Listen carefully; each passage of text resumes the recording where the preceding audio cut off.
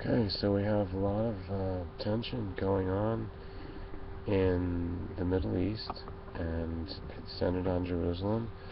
So they're doing political games, and while on one hand you have Netanyahu calling for responsibility and restraint, you have other members of his party. Of course, they're all individual politicians, but you have one MP who is over stirring the pot at the Temple Mount, and he's what they call the far right, but I just think that it's more accurate to call him a religious extremist. And his position is that Jews should be allowed to pray on the Temple Mount, and the Temple Mount has been administered by the Muslim Authority that was created in 1967 after the war in June. That was the Six-Day War. The Six-Day War. What an amazing upset defeat, and the unexpected victory by the underdog, which was Israel at the time, not even 20 years of age since its official statehood in the United Nations. So what happened since then? I mean, we're talking almost 50 years. Jews are not allowed to pray. That is the agreement. That's the compromise. But why? Is this just something to purposely create tension? What about the idea that was tossed around for a while about the international authority over Jerusalem, which would make it an international heritage, sacred location, just of all the believers and faithful, all the monotheistic religion, all the Abrahamic faith, all of them that derive from the patriarch Abraham. What happened to this idea of making an international administered and international jurisdiction territory?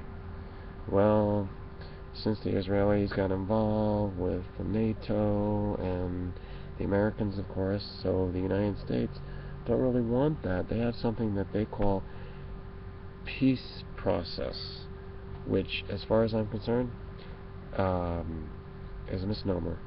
And the closest or the best that we ever gained from that, the best gain was probably through the efforts of former President Jimmy Carter at that time.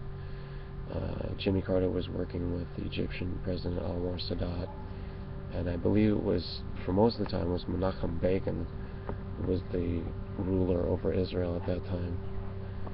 And also the Jordanian ruler.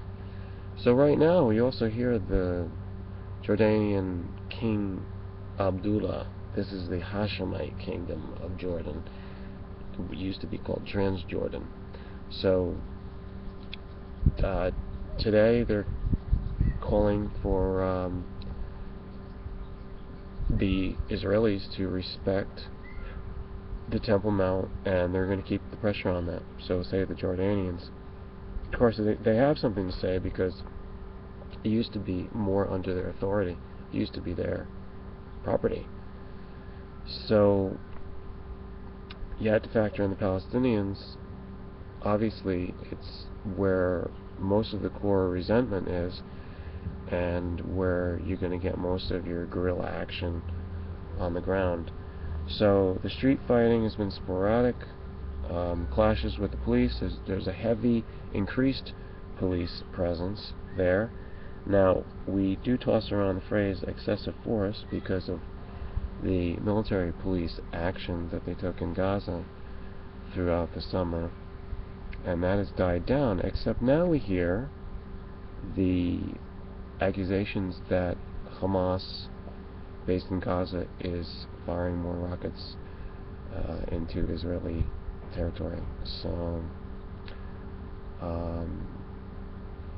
hopefully there will be a final resolution to all of these problems in Jerusalem, or as the Jews call it, Yerushalayim. There's an ancient history of the place, that's for sure. But where exactly it is, whether it's centered where they have the city center now, that's a huge question. We cannot trust unilaterally whatever Israel says about holy sites or ancient archaeological locations. Even the artifacts have been known to be misinterpreted or just to play into political scripting. So which amounts to lies. We want the truth, and that would be a good resolution. We want peace, we want harmony, that would be a good resolution. We want international support for this globally, so everybody, I'm calling on all my viewers, friends, subscribers, and all of your connections also. I'm asking for you to decide for yourself, is this a problem worth solving? Is it serious enough that it's affecting the rest of the world? Answer that question. And on one hand, you may say, it's really not that important. It's really exaggerated. It's just like a religious thing, and religious is of the past. So you could say that. But on the other hand, you might say, oh no, this definitely is very complex and is drawing everybody's attention into it, and everybody's effort has to be toward solving this crisis. So I want to hear from people, or if you don't want to publicly say it, just decide for yourself. I'm sure everybody will pick up that vibration, and I certainly will. But I'm looking for this response, this feedback.